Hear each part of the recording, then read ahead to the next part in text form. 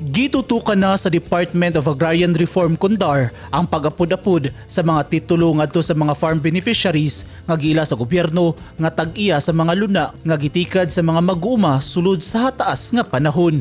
Niadtong Enero, gimanduan na ni Pangulong Ferdinand Marcos Jr. ang DAR nga paspasan na ang pag-apod-apod sa Certificate of Land Ownership Awards (CONCLOA) sa mga benepisyaryong mag-uuma. Sa Davao Region, gitutukan na sa DAR ang nasgutang kamanduan sa Pangulo. So far karon sa DAR Region 11 kung ato ang paghisgutan as universal sa amo ang target, nag-down na gyud tag maayo na nami karon sa small na amo ang land, no, o kaning land distribution namo. Labi na sa Davao de Oro na free land na ta, so wala na tay pwedeng i-distribute dito. And ang uban na mga land holdings sa lain-lain ng mga provinces na atay problematic land holdings na ato ang ginapaningkamutan na ato ang ma-distribute pinaagi sa support sa ato ang legal. Ang CLOA o ang pag-angkon sa yuta ang gipanag-iyahan sa gobyerno nga dugay ng gitikad sa mga mag-uuma. Ang uban usab niini gipanag-iyahan sa mga dagkong agalong yutaan ug sumala sa land reform program ang nanag-iya og kapin 5 hektarya nga luna nga gitikad sa mga tenant ipilawom sa land reform program o ipanghatag sa mga nagtikad niini. Isip pagila sa gobyerno sa mga pagpaningkamot sa mag-uuma ug isip pagpasalamat kanila ipang-apod-apod kini pinaagi sa Comprehensive Agrarian Reform Program (CONCARP) subay sa kitakda sa balaod ubos sa Land Reform Program. Matud ni Joseph Orilla, ang Regional Director sa DAR 11, anaa sa 1,900 na lang ka hektarya sa yuta sa Rehiyon 11 ang ilang gikinahanglan nga ma-distribute ngadto sa mga benepisyaryo.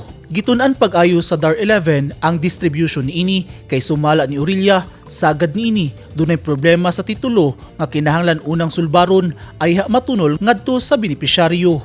Tuang nabili na lang namo naa na lang ni sa 1,900 hectares, no, na maoy amo ang ginatutukan para ato ang i-distribute. Most of them are problematic land holdings. So ang problematic land holdings nato kadtong mga naay problema sa kaning ang mismo ang titulo na depekto, no? O ang kaning mga landowners musukol sa kaso, no? So ang uban naabot na sa CA, naabot na dito sa Office of the President. So ato ang waiting ta na kung ano saan nato na naa siya resolution or finality para kana siya masulod na nato og balik. Dugang ni Orilla, ubay-ubay na ang nahatagan og yuta sa DAR sa Davao Region. Busa padayon ang pagpaningkamot sa ahensya aron matabangan ang mga benepisyaryo niini. Sa karon, ang ato ang ginatutukan karon dito na ta sa support services ngadto sa ato ang mga gipanghatagan og yuta, no? Ubay-ubay naman nato kung gihatagan og yuta unsaon man nato ni para makasustener sila sa ilahang pagtikad sa yuta mao nang diha ni pasok ang DAR pinaagi sa pagpautang, pinaagi sa pagpatraining sa ilaha, paghatag sa ilaha og mga equipment o uban pa ng mga pamaagi para mabaligyan nila ang ilahang mga abot. Una, ang basis sa ato ang paghatagan na ato silang i-organize, mahimo silang co-op o mahimo ba silang asosasyon, organisasyon para dito na to ipundo sa ilaha ang ato ang mga tabang. No? So daghan-daghan tag pwedeng matabang sa ilaha. Dili lang kay kanang pagtabang nato sa ilaha sa support services, kundi pati ang ato ang legal, no, kay naa man gyud usahay gud na mga kontrata sila unya dito sa kontrata kuanan din sila dito sa kontrata, no, kanang ibinuangan din sila sa maong kontrata na wala nabasa sa ato ang mga lawyer or sa ato ang par code.